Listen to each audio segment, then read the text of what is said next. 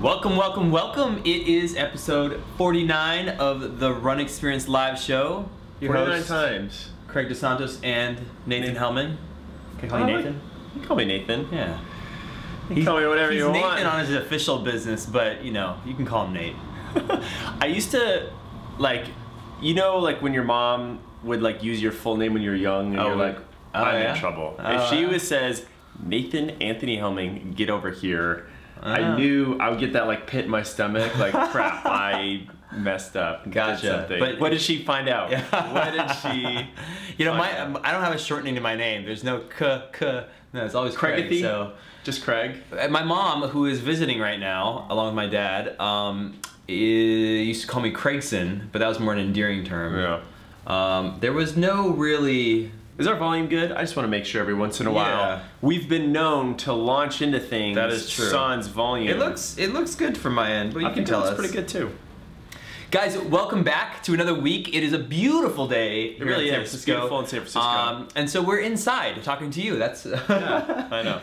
But we are talking about running and is it supposed to hurt? Yeah, absolutely. And this is kind of a fun topic, and it's a really interesting one. I've actually been reading a lot about this, and not just general hurt, but like what hurt means, what pain means, and what function it serves. And we talk about the level of suffering that we go through, how that affects our performance, to the type of pain that we need to interpret when we're dealing with an injury, to sometimes the pain that we feel when we're stuck in this like chronic injury world where we're actually still getting pain signals long after like there's really any damage. Yep, I'm definitely there, and so we kind of have like ghost pain. So like pain like helps us. It also sticks around. It is a lagging signal. It's a leading signal. It's this like thing to neural pathway that gets grooved in your body that sometimes represents what's happening after the fact, and sometimes even when things have cleared up, it's still there. So I thought we would explore and just jump around a little bit today and talk about it. And of course, answer your guys' questions because that's always a fun game to play. And of course, we have a giveaway. As always, and you just have to hit the link below. Craig, that was a really good segue. Yeah. I thought that was good. Thank you. Oh. Was that a good segue? I don't know. No, that was a bad segue. I just interrupted your segue. Hit the link below. We are giving away a TRE t-shirt. No, a hat. A TRE hat. We got new hats in, guys. We got new hats in. Those are a hot commodity. Where is the hat? They're right back here. He's gonna get the hat. You keep talking. So pain is an interesting thing. What I was thinking when he was talking about that, one of the things I was thinking is that pain is always your body trying to protect itself. Sometimes it's overprotecting itself, and sometimes it's trying to signal you, hey, I'm about to get hurt. And trying to differentiate between those is kind of the thing. But you know, if you have a hat like this, all the pain just melts away. Running just doesn't as much when you do it. It's a pretty magical thing. Yeah. We are super stoked. I think that you gave away my hat. I don't have one. Oh, bummer, man. Yeah. I'm gonna go ahead and grab one. Or you can enter the giveaway and we'll see if you get one. These guys are designed by Boko, like kind of sweat wicking, very cool hat. Like this thing is like multiple brim, but it's got that like stylish flat brim feel to it, which, you know, stylish depends on who you are. To me, it just means it hasn't been broken in yet. We sold out of our first round of these things like this. They went like hotcakes. I know and we've gotten requests for more. Absolutely nothing when it comes to what you guys want in terms of gear. I know. They were discussing, stick with me, guys. Yeah, they were discussing what I had. Lee, one of our glorious team members, who I'm sure you guys have already interacted with plenty. But if you haven't, she was picking out, hey, what kind of shirts do we want for our next kind of like design, and like people want race shirts and so on and so forth. And I was like, you know what? I'm just gonna stop pretending that I know what. I mean, this is basically as good as it gets for me. Like I've got some new designs in the work, guys, and I am excited to be releasing some new stuff. I like how you're going, this is like the most recent version of our branded shirt. No, actually, this is not. Dude, this is 2016, my friend. This is the original. That is the original. We're talking about Step back a little 3.5, good people 4 can see it. years. What does it say on the back there? No, it's got like an old school shoe. Yeah, there you go. There we go. TRE with our old logo. With our old logo. Guys, this was our first logo. It looks like a construction company. It looks like a building. It looks like something I drew when I was 5. Yeah, you know. Except for we paid for them to draw it. Yeah. Anyhow, guys, thank you so much. Look, we have so many people in here today. Should we chime in with Carrie everyone? Hale, welcome back. Welcome back. Running Geek Girl, of course, welcome back.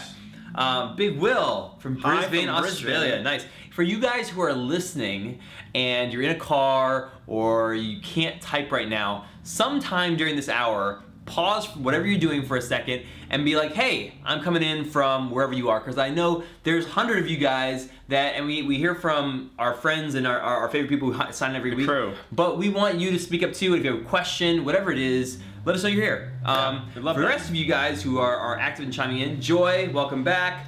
Edward, of course. I was talking to you this morning. Volume is groovy, great. The FOD runner, I always forget what that means. Forest of Dean, Andy. Forest of Dean, right. Forest of Dean is in the house. Yes. Sergio is also in the house, saying definitely can't miss this afternoon, everybody. The FOD runner has a channel, right? He does. Yes. You should guys check it out. It's really good. And that sort of sums it up. X Sinclair, hello from sunny Florida. Scooby Runner. Scooby Runner. Hello from Scooby Ohio. Runner. Scooby, have you gotten your hat yet? Because I dropped these in the mail last week, and as one of our new sponsored athletes, Scooby's getting a little hookup. Yeah, so our sponsored athletes are actually, the family is growing. I think we have 8 people on our sponsored athlete team right now, and we're slowly growing that just because we kind of want to delve in deep with our relationship with these guys, but they're like running enthusiasts and good runners from around the country. Actually, we have some outside the country too. Yeah. So, we send them some TRE gear and hang out, meet them at races. Do that whole thing, which is really, really good. So, you guys are here if you are watching for the first time or you're watching for the 49th time, because we got 49 episodes. You know the drill. Drop your questions down in the comments below. Of course, make sure, just as Craig said, you enter that giveaway to get these hats. They are exclusive, limited production hats. You can't just buy them anywhere. You can only get them here. Yeah, hey, look at these guys. Krister from Sweden, awesome. Wow, that's cool. All the way from Sweden. Totally. I wish you guys to drop images in here. I would like to see a picture of where you are in Sweden. I love that. Bruce Lee from Renee SoCal. from Wisconsin. Renee, I used to live in Wisconsin. I lived there for 4 years. Madison, Wisconsin, yeah. Yep, growing up. I was like when I was a young kid, right next to Lake Mendota. If I remember correctly. Yeah. You know, amazing. I moved a lot. Amazing, amazing, amazing. So, why don't we actually dig into a little bit of today's topic at hand. Now, Edward just brought this up, and this is something I actually just finished reading, which was really fascinating. Edward says, Alex Hutchinson in the book Endure talks about how the neural pathways that control muscles during running are the same neural pathways that pain is transmitted along, which explains why you hurt so much after, or worse, after you stop running. There are some interesting things there from the pain standpoint, and let's talk about it almost from the performance standpoint as well. You know, I've had some curious things where, you know, we hit certain levels of pain and we think it's our body's limits, but is it really our body's limits, or is it, you know, something else? And on the same token, sometimes people confuse, you know, hey, my shin is hurting, and then your shin splits into 2 and you have a stress fracture. Yeah, and that's not good. Differentiating between that. I mean, I've had that happen specifically to myself a number of times, and differentiating between what do you want to talk about first? Because I feel like we need to hit both today. We need to hit about the performance side, breaking through barriers, like tackling the grittiness, like, yeah, running is supposed to hurt, embrace the pain, and then also when I want to go for bad pain first and then go to good pain. I like it. Let's go to the bad pain first. So bad pain, so this is something that all of you guys have anecdotal. You don't have to take our word for it. You can search through your own memory of repositories of running and acknowledge this for yourself, that there's a myriad of pains and aches that come up. And can I give a meditation story? Please. Okay, so at my second meditation retreat, I was sitting in a chair. I don't actually sit on the ground because I'm not tremendously flexible, but I was sitting in a chair and I had, in the first days, just a searing pain down my left side. And one of the things that they teach you in meditation is to work with whatever comes up. So if that comes up, then you don't shift and move and massage it. You might do that later, but you just acknowledge the pain's there and you like kind of explore that feeling. And so rather than try to like block or push away, don't push it away. You're just like almost bringing it in. And it is a common misconception where people think like, hey, if I'm meditating, nothing should bother me. quite the contrary, the things that bother you become kind of journeys that you go on, whether it's an itch or a pain. And the funny thing is, I had no previous shoulder pain. Nothing had ever really like hurt me in my left side before. Yeah. And it started here and it started crawling down. It was like a blanket somebody's putting over me. And it got larger and larger until like my whole area here was throbbing. How long were you meditating before that started to set in? It wasn't just one session. 20 minutes, or was it like? Well, I think the session was like 45 minutes, and it was the majority of the session, and it kept coming back. And it was interesting because it was not physiological. Like there was nothing that was. I mean, I was go away stiff. as soon as you stand up and move around. I would just kind of work it out, and then it wouldn't bother me anymore. Like I'd be distracted on other things. But as soon as I focused my mind and it started creeping up.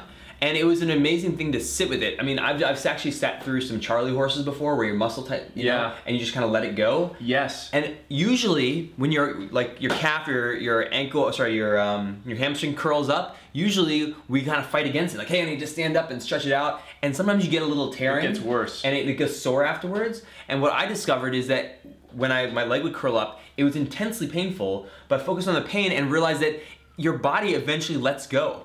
And when you let your body let go, as opposed to you using your kind of antagonistic muscles to like stretch it out, you don't get the tearing. And there was no soreness afterwards because your body by itself is not going to really tear itself. But when you kind of like use your quads to stretch out your hamstring, which is in a knot, you can kind of like do a little bit of damage there. And it's not usually bad. But for the shoulder thing, it was kind of an amazing thing for me because all my life I've been running and trying to like push down the pain. And I'm starting to learn to like work with. What do you up. mean push down the pain?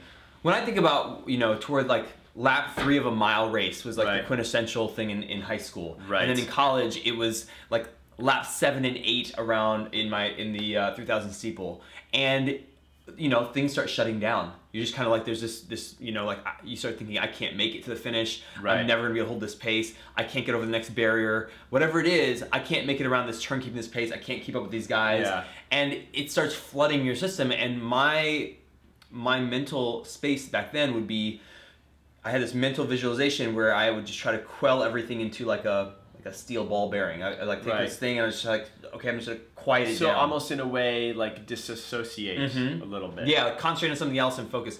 And the interesting thing about the meditation example was that there wasn't anywhere to go. Like I wasn't, the whole purpose was not to let your mind wander everywhere else. So I had to sit with the pain and I realized, man, when you're running, you're like, oh, I must be doing something that is causing me pain, right? But when you're meditating, you're sitting there like, I'm not doing anything. And you're like, where do I place the blame? That is very interesting. So if you were to go back to college, racing again, and you're at laps 7 and 8, or for those of you guys who are, those final miles of your 10K, half marathon, what would you do it differently? The race, I think, when you're in a race, you're in a race. What I would do differently is I would train, I would focus on the pain during my training. And so that like when I'm in the hard workouts, we had these ball buster workouts that were crazy. And we do them every other Thursday, I think it was. And I would go into it scared because I knew how much it was going to hurt. Yeah. In the middle of the workout, I would be just torturous. And after workout, I would just be like, oh my God, I'm so glad it's over. I never want to do that again. And now I realize that dealing with that pain is both, want to get kind of broader about it. It's something that we can deal with in life, and running is a great way of learning how to do this. But also like when you train, you're doing a hill workout, you're doing a long run, and you feel that I think that there is a whole area of, I won't say research, but of exploration that you can do about how you personally deal with pain and how you have a relationship with the pain as opposed to, like, say, a divorce. Are you scared of it? Are you welcoming it? It's funny you say that because setting expectations is this really interesting thing. I used to get really nervous ahead of track workouts because I was afraid how much they were going to hurt. Now, at one level, I think that was good because I was setting the expectation that I was going to push myself. Right. And I think part of me, before I'd be nervous about races, not only was I not sure how I was going to perform, but I also knew that I was going to push myself to that place that I don't go that often. And that's scary. A scary place, which is what makes racing kind of exciting. But those nerves helped me push there, you know? So the level of I'm setting the expectation that this pain is going to come, I'm ready for it, and in fact, I'm going to go after it a little bit. You know, I think that every person, no matter how fast you're running, if you are pushing yourself in a 5K race, a marathon, ultramarathon, whatever it is, you are getting to this point of, you know, not knowing what happens beyond this point. I don't know how I'm going to perform that day. I've done 10 marathons, but this 11th one, I don't know at this point what's going to happen. Totally. And that point, I think, like, it doesn't matter how fast you are, but that is where you start to have your relationship with pain. Yeah. So chiming in here in the comments, Lizzie runs far, says, embrace the pain. I learned that during childbirth. Nice. I can't relate to that one, but I know. I'd love to hear more about that. Edward says, men don't know real pain, do they? Carrie says, I heard a collegiate basketball team used acupuncture. I have no experience with that. Have you guys ever tried it? I've definitely tried acupuncture. Sometimes when Nate's not looking, I poke him. That's another version. No. But I have tried acupuncture, not specifically related to pain, but more towards illness. I definitely believe in the whole thought process behind acupuncture. I think that people give it different explanations. I think those vary, but the effectiveness of it, you know, I don't think we understand really truly how it works all that well, but I mean, I've done it I've done it for a number of things. I do think that acupuncture is something, and probably one of my best friends from high school is has gone very deep in acupuncture. He has a school of it now, and he's gone all over the world training and everything, and it's almost like a practice in that, like, people come back. It's almost like therapy. Yeah. People come back repeatedly, and it's not like a one-time, hey, wait, and somebody pokes some needles and I feel better. It's like this gradual thing, and that can help. As I get older, I'm starting to realize there are a lot of things like that. Meditation is like that. There are a lot of things that are like, look, it's not a quick fix. It is a thing that you kind of introduce into your life, and the effects of it are profound, but not immediate. Yeah, not always immediate. You know, I think GDK's Mouse's comment is very interesting from the pain perspective, because I see this with athletes sometimes attempting their first race, and they're assessing how much pain they're in after the race. So, you know, I'm not sure if this is a he/she. Oh, GDK Mouse? It's a mouse. They. We'll call they. You know, in California, we learned to use the non yeah, exactly, the they pronoun. Just done Milton Keynes Marathon on Monday, was very slow, talking about pain. If there was not much, so talking about pain, if there's not much pain, does that mean I didn't work hard enough? So first of all, you worked your butt off getting all the way to that finish line, and that is fantastic. Yep. I would say that as we get more mature as athletes, we are able to sustain higher levels of pain for longer periods, right? Which translate to almost higher thresholds. So, you know, a more of elite marathoner who's really pushing at that limit, you know, can really ruin themselves to a certain degree. And it takes a long time to recover, even though they're supremely fit. And they actually have to be supremely fit to even get there. For someone who's newer, you know, their body, their brain, in certain respects, is regulating them so much that they're doling out enough energy to finish, but they're not going beyond, just because it's unfamiliar territory. You know, they don't know. And this is an interesting thing. So, Edward, you will love this conversation. There's an exercise physiologist by the name of Tim Noakes, out of South Africa. Have you heard of Mr. Tim Noakes? No. So he's written a few different books. One of the books he's written recently, he always likes the controversial subject. So guys, keep in mind as we discuss this, this is us sharing our experiences with you as we learn this. We are by no means the definitive guides. And open for debate. And open for debate, by all means, please. We'd love to hear your opinions. But Tim Noakes recently wrote a book on called Waterlogged, talking about, you know, how good are our current hydration recommendations? Right? Are we overhydrating ourselves? Is the conversation basically being run by Gatorade to drink more Gatorade? Right. Are there other things happening? Sure. But previous to that, he has explored a lot about our relationship with brain. What makes decisions when we actually shut down? Is it our body reaching its absolute limits, or is it our brain intervening on our behalf? And so what he's coined is something called the central governor theory. And the idea is that from a biological standpoint, it is not beneficial for us to go to such point of failure that we literally can't walk anymore. Right? Because looking at the footage of the Breaking 2 documentary, Kipchoge fantastic runner. He pushed himself to his absolute limit. He went 2 hours and 25 seconds. He crossed the finish line and he kept walking. He seemed fine. He like hugged his manager. He didn't finally lay down until a little bit later, and then he was kind of jogging afterwards. So it kind of makes you ask the question, is he human? Well, yeah, is he human? But also, like, he had reserves. Yeah. Like, did he have more energy to give? Did he give it as much as he could?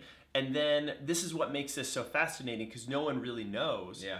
Did he actually hit his physiological limit? Was his brain limiting that conversation? Yeah. And also, because he's hitting this 2 hour limit, you know, this is why it was so hard for runners to break the 4, because they're hitting this intensity of pain, but they're going to an area that no one's been. Right. So they're almost a mental limit. They're identifying the pain as like, ooh, no one's been here before. I'm not supposed to go here. So do I give in to the pain a little bit? Or it's like, you know what? A bunch of guys have broken 4. Everyone's used to this pain. I've talked to a bunch of guys. They say just go through and you're fine. Yep. Kind of interesting, right? It is an amazing thing. I mean, we've had that with a 13-minute 5K. We've had the 4-minute mile. We've had it with, you know, now it's a 2-hour marathon. And I have no doubt that we will break it in the future. Yeah, totally. And then as soon as they do, there'll be an avalanche of people who do it afterwards. The drugs will get better, you know, lots of things. So if you guys are just tuning in, we're talking about, is running supposed to hurt? There's a lot of different tangents we can go on pain. I want to get back to your questions in just a second. I want to remind you that today's giveaway involves these exclusive hats. You can hit that link. It's called Gleam in the bottom if you just scroll down in the description. And not only will you get this hat sent to you, but you will get a free membership to our training club as well. That's true. Pretty good. I didn't realize you had that in there. Pretty good deal. Question. So Flow State says, acupuncture works great for me on my ankles and shins. Pig My Puff, that's a nice name. Are we confusing acupuncture with dry needling? Important question. That is good. Those are very different things. And I am not the right person to be giving the right academic and scientific differentiation, but I've had both done. One, dry needling is larger needles, and they are trying to physically touch different areas of your physiology. It is not a energy-based, like kind of path-based approach. Whereas acupuncture, they'll go to areas where you have like nerves, like your ear, around your face, on your feet, at different parts of your joints and your hand, and it won't necessarily be that area that they are trying to affect. Both, I've had an effect with both. Dry needling is definitely, both? Yeah.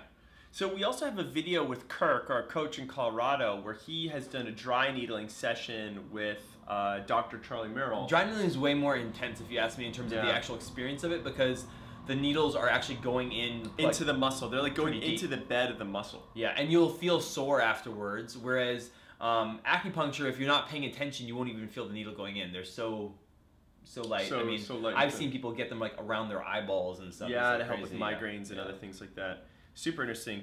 I want to get into some of these things because this is another part of running. When we're newer on our journeys of running, just getting used to this, it's unfamiliar, it's painful. Oh, the question here? Yeah, and Lily Jana asks, after how long you guys became good at running, does it get easier, and how long does that take? I think we can all help out Lily Jana here with you know, some of our opinions. Yeah, sure. You want me to go? Yeah.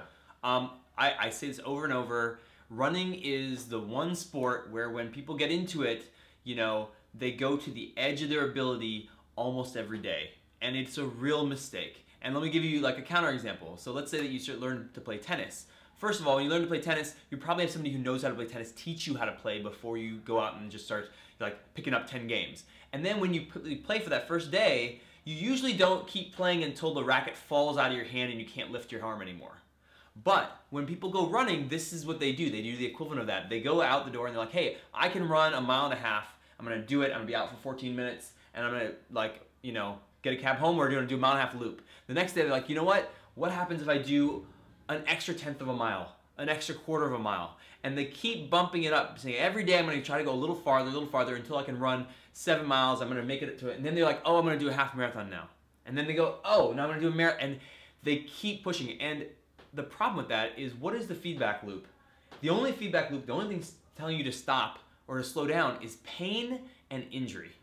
And if you're a beginner runner, you don't know the difference between good pain and bad pain, maybe, you know, probably. And that's how you get so many people who are injured. We haven't really talked about bad pain yet. Yeah, we got on a little tangent. Yeah, it's true. And so you're basically saying, like, we don't necessarily want to go to our absolute limits every single time, even though our brain is sort of protecting us. There are moments where, you know, we want to go earlier. I would say that, especially with newer runners, I feel like there is this like 30-minute threshold. Yeah. Then beginning, when I'm just getting to 30 minutes, you know, the running, like 5 minutes feels like forever. And the pain, it's almost like you meditating. It's like just discomfort. I'm like just getting used to this. I'm not going that fast. It just sort of feels funky. The first like 5-10 minutes of running and meditating, whatever it is, like it feels you're out of your comfort zone a little bit, and it feels a lot longer and a lot more torturous. I think that going every single day, like you want to give yourself little breaks in between, but giving yourself a couple weeks of consistency where I'm not mentally expending all of my willpower each one, where I kind of stop before, so I end with I'm tired but kind of had a pleasant, you know, experience. Going submaximal that way is good, and then you'll find eventually that you'll kind of hit that 30-minute threshold. You're like, hey, I can run 30 minutes nonstop, and it's not that bad, and then it starts to feel a little bit better. And to be able to have a distance that is not your max, so that you can go out for a run. And it can be 15 minutes, it can be 20. In fact, this morning, after my gym workout, I decided I was gonna go running for a little bit. My parents were visiting. I went for a 20-minute run, not very far, and then came back and went on a walk with my mother. And that was the entirety of my workout. It was a, you know, I was like, you know what? That 20 minutes is still worth something to me. It's not, just because it's not a full hour doesn't mean there's no value there. And so I think that being able to have a decent, like 20, 30, whatever it is, a time period, you're like, hey, I'm going for a run. It is not my max distance, but I can still get a workout, get some stimulus in there, get a response from it, you know, and get a sweat going, come home. There is nothing wrong with that, and I think you can live in that spot. And in fact, the longer you live in that spot, the better off you are when you try to bump the mileage up and go for that half marathon or whatever it is you want to do eventually. Totally. Yeah.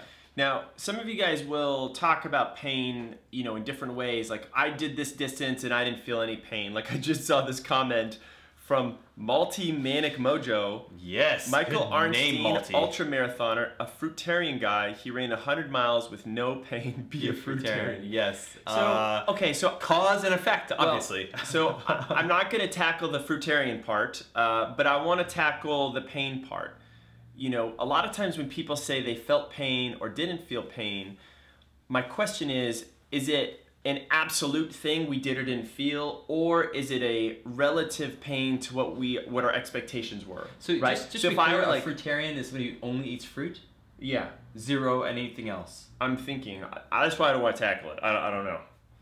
What about tomatoes? Does that count? Oh, geez. Trickiness. Oh, geez. Yeah. Got lots of stuff for you. No vegetables, no cucumbers for you people. Yeah.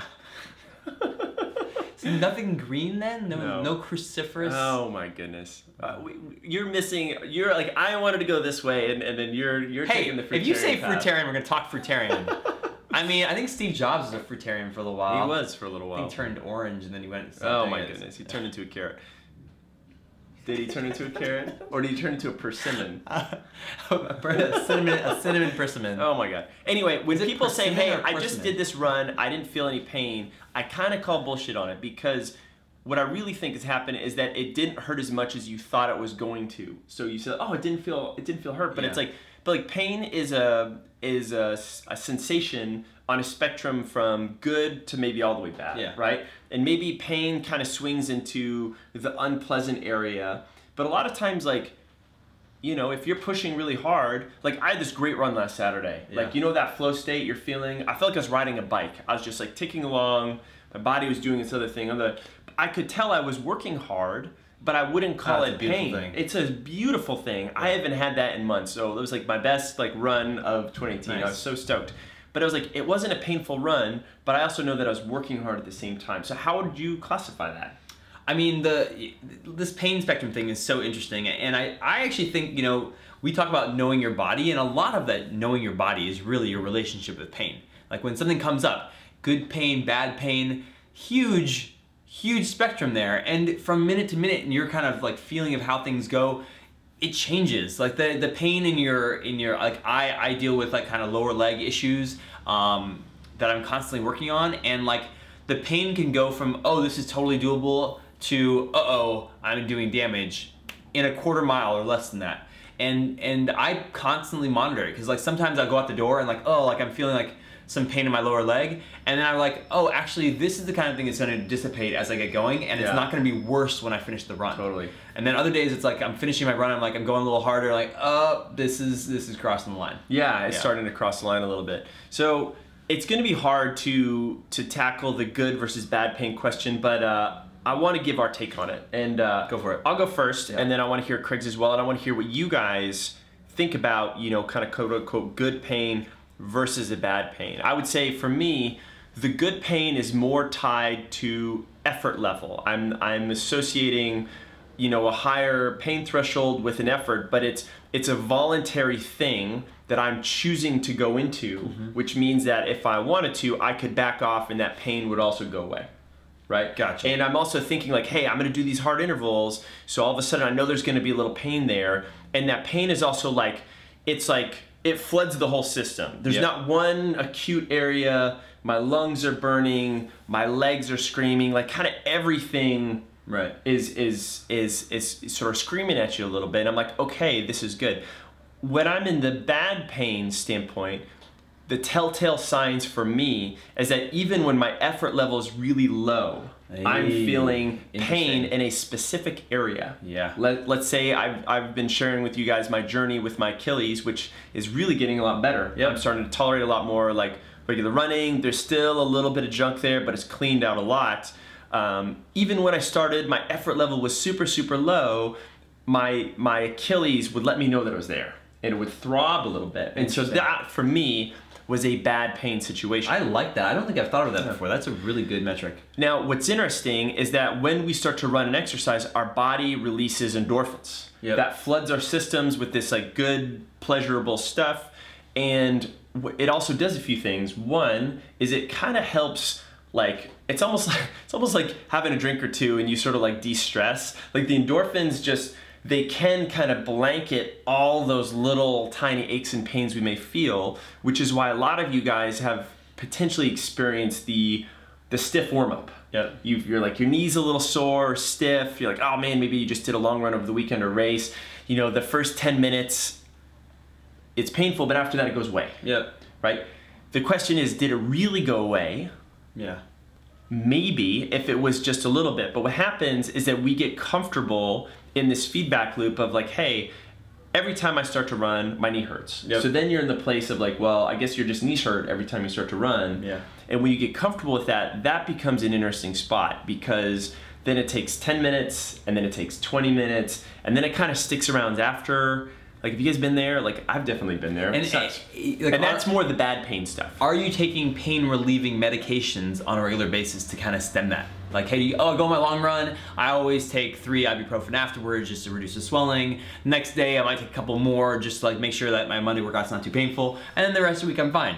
If you're doing that regularly, you know, I have had a bad relationship with those in that, like, I used to do that constantly. I think I've given this story before. But in college, I used to take 2,400 milligrams of ibuprofen every day. And it wasn't all throughout college. There was specifically one year where I was having shin problems. And one day I decided to, you know, I didn't want to take these big horse pills, and I didn't take them, and I did not make it around the track that afternoon. I could not, and it was a shock because I'd been in this kind of numbed state for so long. So that's incredible. So you were like basically just to handle the running you're doing, you were just medicating yourself in a major way. This is given to me by our trainer. Like, the pills didn't come from me. They were these big horse pills, we called them.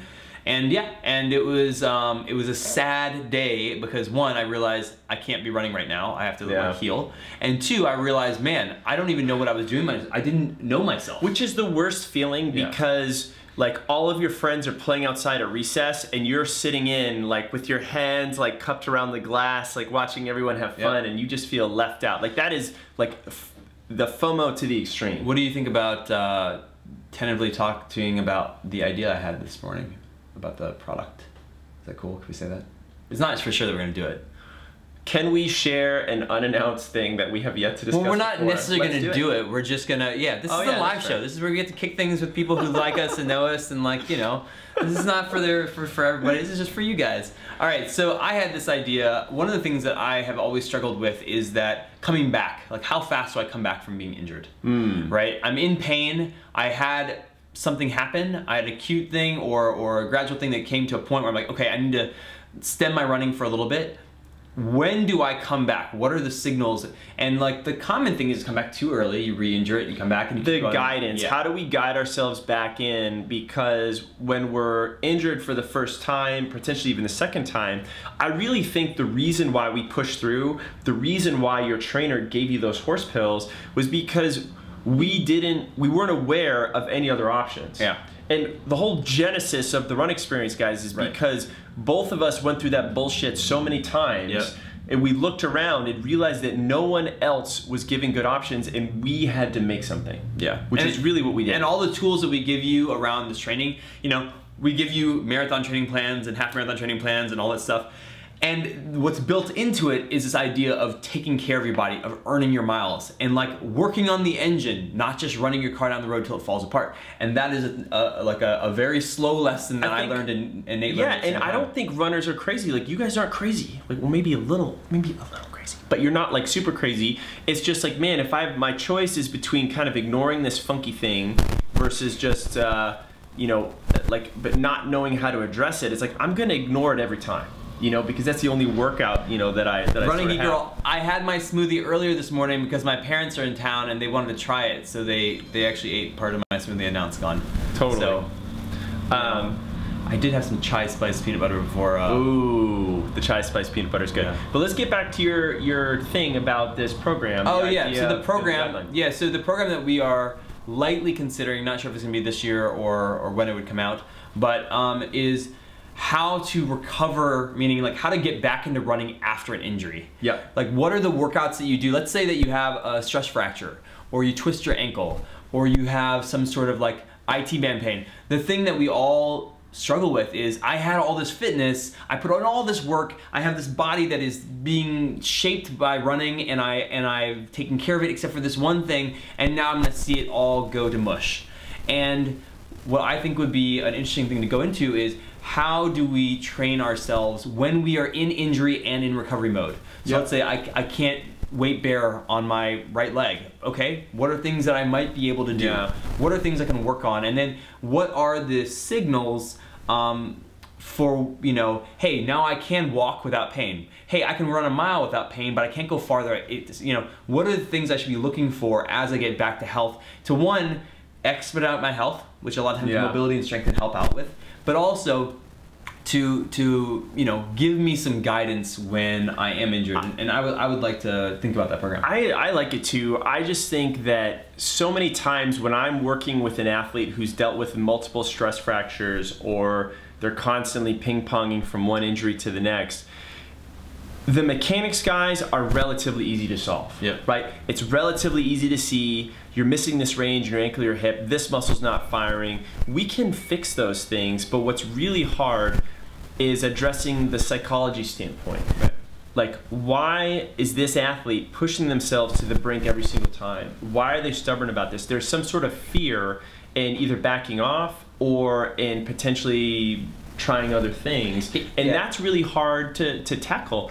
But giving people options and a little guidance on trying different modalities for a little while, embracing different types of exercise, what that can help do, you still get that little endorphin release. If working out is really social for you, you can do that around people. So you still scratch that social itch, and you still feel like you're an athlete. Which is another reason why we like the athletic definition first before runner, because if you're someone who's like, I only run and anything else I do doesn't count, that is a mentality that only works so well. And how many of us have had that feeling like, oh my God, if I don't get this, you know, third long run in, if I only do 15 miles instead of the 21, I'm gonna lose all that work that I put in. I'm gonna lose like my ability to race. I'm not gonna make it in the marathon. I'm just like, I'm gonna fall apart at mile 20 if I don't get that last 5 miles of the long run in. And like, truthfully, you know, yes, the plans are put together for a reason, but truthfully, like, those fears greatly exceed, for all of us, myself included, they greatly exceed the actual reality of what happens if you don't make it for some injury reason, for any other reason. You're going on vacation, you can't do 20 miles, you gotta do 15 miles, that's all the time you have. Whatever it is, our fears around that, I think, as athletes, really are, and that goes to the psychology that you're talking about. Well, I sometimes call it like, okay, how many of you guys raise a digital hand if you're this person, if you come back in from your run and you see that your watch is at like 4.7 or 4.9, are you that person that runs around in circles to get to the whole number? Yes or no? We can just look at your Strava. We can just look at your thing, right? If you're that person who looks at your training program and says, I need to follow this to the absolute letter, if I am an A+ training program follower, I'm gonna be an A+ racer, yes or no? I've got bad news for you. I got bad news for you, right? You following the program in that A+ fashion is, I don't think it's the thing. Yeah, I think it's detrimental. I think per today's conversation, what happens is that you are following this arbitrary thing versus like listening to those things underneath here. Because how many times have you heard listen to your body? Yeah.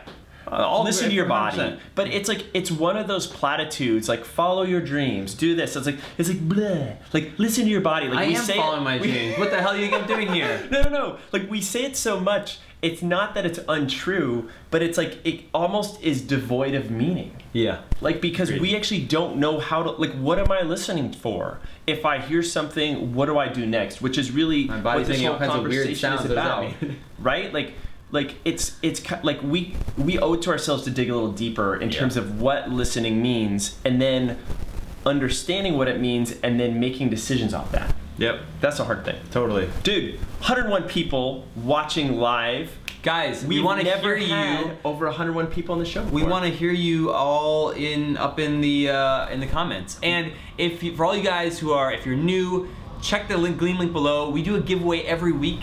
Yeah. We're gonna be doing a drawing here in about 15 minutes. We actually wait a week, so the drawing for the cap and the free access to training club end of next week's show. Is going to be drawn next week's show, and we're going to do last week's show. So for all you guys are really sneaky, you can go to last week's show and then get that Gleam link, and we're going to draw that in 15 minutes. You can still if that makes sense. But we give away free stuff every week. Hit the link below, and yeah, we're gonna do that, and that drawing is gonna happen in just under 15 minutes. Yep. So pretty cool. We're so stoked to have you guys here. There's such a great conversation. I just want to hit up some of these comments here. What I saw something earlier which I thought was good. Let me see if I can find it. Here we go.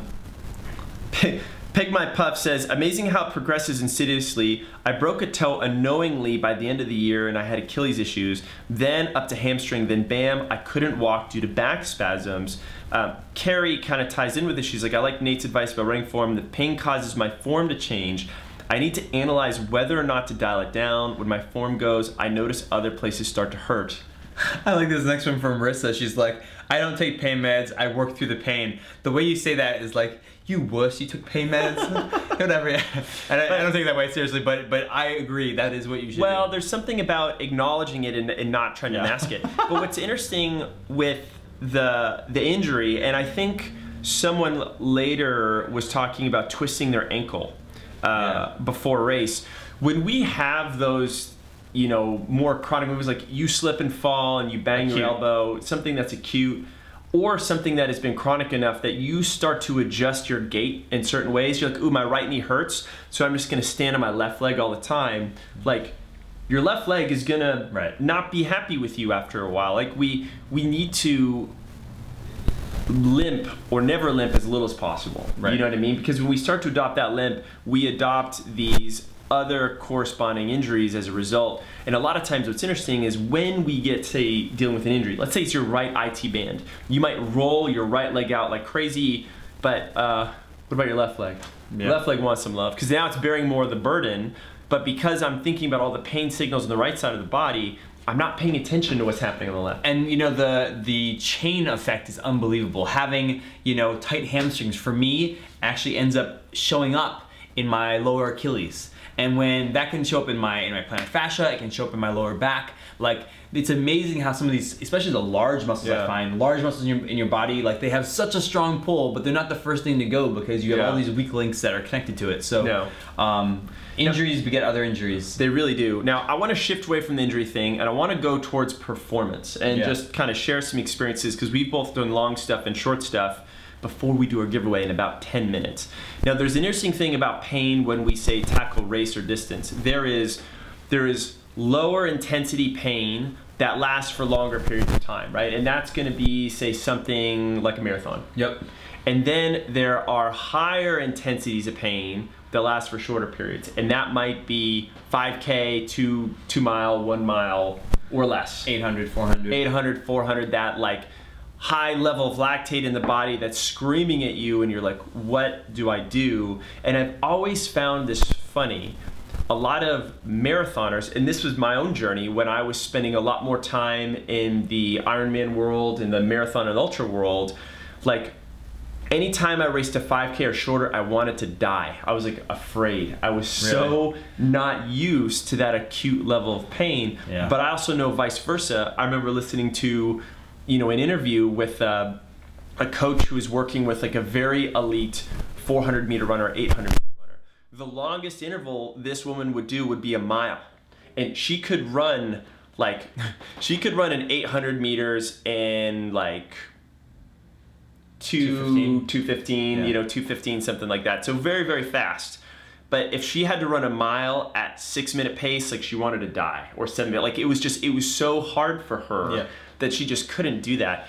And what I found was that I needed to spend more time in those places, and the more comfortable I got with that pain, it turned out a lot better. So a lot of you, for example, beginner runners out there, we like to add some intervals in there just to get you used to the comfort level of that. You know, being comfortable. The physiology as much as the psychology of like understanding how you deal with that pain at different points.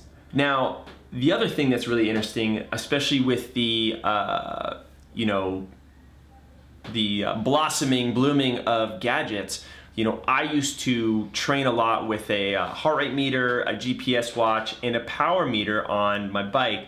And I was getting into this place where I would race, but I'm just staring at my watch. Every couple minutes, every few seconds, I'm just staring at my watch all the time. And I realized I was so focused on what this number said that this was no longer a productive thing that was teaching me how to be in my body anymore. It became this thing that I was like a slave to. And if I saw a number that was too high, it was basically messing with me mentally, and I would be underperforming all the time. Wow. And I had this really, really scary moment where my triathlon coach at the time was a little fed up with me. He took a piece of black electrical tape before one of my big half Ironman races for the year, and he slapped it over the thing. And he's like, I don't want you to look at this. Wow, during the race. Just to give you guys an idea, during the race, and I had been training with the idea in my head that I could hold these numbers may be arbitrary to you guys, but just a number relative. Like I could hold 240 or 250 watts.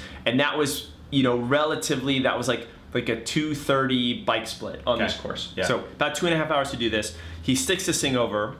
He's like, I don't want you to focus on it. And I was scared, but I just sort of tapped into what was happening. I ended up riding a 219 bike split, 11 minutes faster, and I averaged, I think, 275 or 280 watts. That's insane. And still performed well in the run. Yeah. And what was interesting about this was that I had arbitrarily chosen a number that was lower than what I could really do. Right. And by focusing on this number, I wasn't even giving myself the opportunity to find actually a higher level of performance. Right. That's amazing. You know what I mean? That's really cool. And not to say that this happens all the time, it could go bad the other way.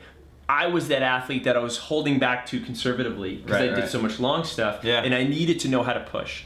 I also did all the work to earn that. So I wouldn't recommend that for someone who's brand new. I would say be conservative. The beginner runner goes into a marathon just like, you know what, I'm going. Like guys, I had put in, at that point, I'd probably put in, you know, 5 or 6 years of more conservative work, and that was probably my 8th half Ironman. You know what I mean? So it's like I knew the distance, but I was stuck in my own head. So for you guys who are at that like 2-hour half marathon mark, and you're trying to bust underneath, like there might be something there. Yeah. Go watch free. Go watch free for a little bit. I like that see idea. What happens. Yeah. If your racing is not up to where you think your training is, and you're like, I train at this level, that says I should be breaking 2, no problem. You can never do it, or whatever that barrier is for you. I love the idea of take your head out of it. Give yourself less signals, see what happens. Well, just circling back to what we were talking about today, what is really limiting the body here? Is it a like mind thing, or is it a body thing? Now, I have a crazy story for you about a mind thing, or actually about a body thing. This guy is so strong mentally, he pushed himself to the point where his body literally did collapse on him. Which is this? And this is a story, I don't know if you guys ever heard this before, you should look this up, it's kind of crazy. He's an Ironman triathlete named Christopher Lee. Okay. And there's like a 1997 Ironman World Championships in Kona. And he starts this thing, like guys, this is like his big race of the year. He's trained this whole thing from it, and he wakes up, he's not feeling well. I think even before the start of the race, like he throws up. So it's like, this is not gonna be a good day. Gotcha. He goes out in the water, I think he throws up again in the water. Oof. So it's like, he's already having difficulty handling fluids and nutrition. Gotcha. And to manage for those longer races, for the do ultra, you know that if you run on your stomach, if this isn't working for you, it doesn't matter how fit you are, you're gonna run out of gas.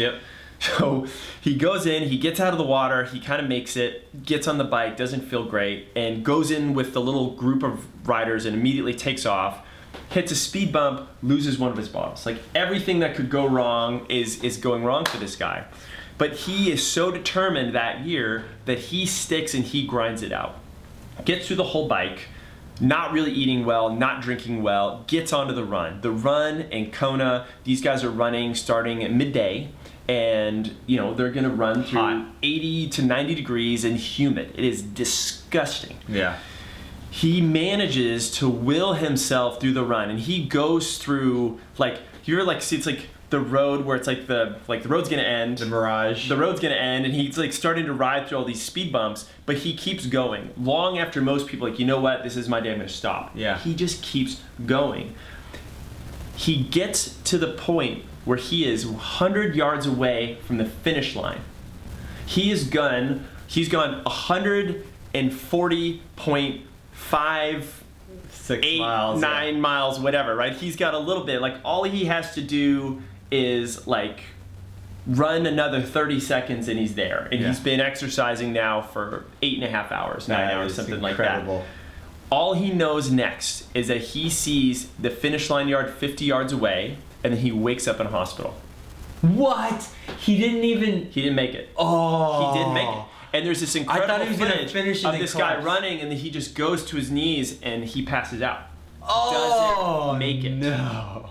So this is a guy who ran past all those mental places and actually went to a point of physical failure. And here is the crazy thing. That is giving it your all. And this is sobering.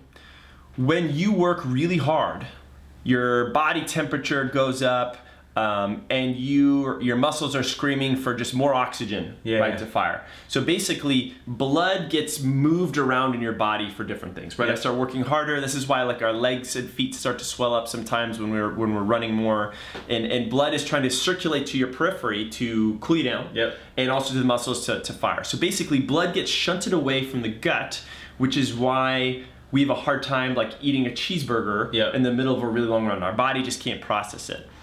He pushed himself so hard, his blood was shunted away from parts of his small intestine for so long that parts of his small intestine were so starved of oxygen that it actually died. And he needed emergency surgery to remove part of his small intestine. No. Yeah. Yes. Oh my God. Crazy, right? Christopher Lee. Christopher Lee. And he's still training today. I don't know if he's still today. He has a program that you can follow. And no, I don't know that. But anyway, I just wanted to share that with you guys because that was like a story time. I was like totally wrapped up in that. But like, we have these limits that we have more, but then some of us have actually gotten really good at going to those limits and not respecting them, and then they end. Wow. And you know, we talked about the performance standpoint. Hey, sometimes we should maybe leave the watch alone because we've set this arbitrary thing for us that we could go beyond. And if you're someone who finds yourself looking at your watch all the time and you go beyond what that watch says, you might be holding yourself back. It might be good to step away from that. We also talked about the you know, pain of performance, setting an expectation. This is going to hurt. A lot of you guys have said this. The fitter you are, the race is going to hurt more. Yep. Absolutely true. But we're trying to separate that from the bad pain. You know, even when I warm up, this funky thing is happening in my body and it just doesn't feel right. That intuition is telling you something, and if you don't know what to do, come to us. Yeah. We are here to help you out. And speaking of which, we're here to help you out with this giveaway thing. Yeah. That story time lasted all the way up until 2 minutes before the hour. Crazy. So it's really good. Thank you for that. We are gonna do our giveaway, and when I say we, I mean that Nate's gonna do our giveaway. Right? Do you have it up? I don't have it up. I have it up. Let's pull this I got up. Right here. Make sure you're drawing the correct one. Which one am I doing? We're doing our yoga tune-up ball and shoe cue giveaway. God, which has got some cool toys sweet. here. And if you are listening right now, you can still hit the Gleam link because we're doing the drawing from today. We do at the end of this week, next week. Totally. That makes sense. You guys have been here for a while. You know how. Wait, this says it's ended. Yeah. Oh, really? Oh, it has ended. And it has ended. Oh, yeah. That's cool. I like how that works. We got 2 winners. 2 winners for you. We're gonna do the drawing right now. Let's see what happens. Oh, I know these names. Yeah. Troy Salisbury. Has he won before? I feel he's won before. Doesn't matter. You get to win again. You get to win again. From Tampa, Florida. Troy, you've been here a long time. Really happy to see your name come up. And I'm not gonna say this name wrong. Ellie Fatinu. An F and a T. I don't understand how that says. F-T-H-I-N-O-U. Ellie from Hull, England. There you go. You are a winner as well. We will get those things whisked away. I'm going to email you right after this so I don't forget. And if you respond back within the next hour or 2, I will get this in the mail today. Otherwise, who knows when. I'm just being honest. Float away. I'm just being honest. Otherwise, it'll go out next week because I don't know how to do shipping stuff. Totally. So, yeah. You guys are awesome. Thanks for sharing all the sharing stuff. We're gonna go back and read some of this stuff. I know exactly. Galen Rupp-Girl, after you won the Prague Marathon, that is true. I remember that. He just did, you know, recently. It's almost 100 degrees in Vegas today. Rissa, if you're going running, take some cold washcloths with you. I don't know. I know. That is hot.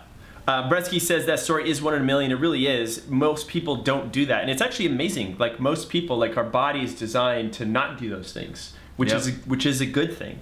Yeah. Well, hey, you know what, guys? It is 1 o'clock. It is 1, which means that it is time to end up this week. Thank you guys so much for signing in. I think we had a record audience. This is record audience today. We will see you guys again next week with a new topic and new stories. And episode 50. Oh, I thought you were saying there's another episode of your storytelling. I went like this is gonna be a normal we'll have to do a little storytelling. It'll be Nate's storytelling, but Crazy Kitchen, which we haven't brought back in a while. But I do have chai spiced peanut butter that I bought from the store and trying to remake and recreate at home. I love that. I hope you guys have enjoyed the new plants. There's some new stuff. I've repotted a bunch of stuff. Yeah. If you guys enjoyed that. And we'll be back next week. Thank you so much. Here comes the outro. Outro, let's do it. Yeah. Boom. Boom.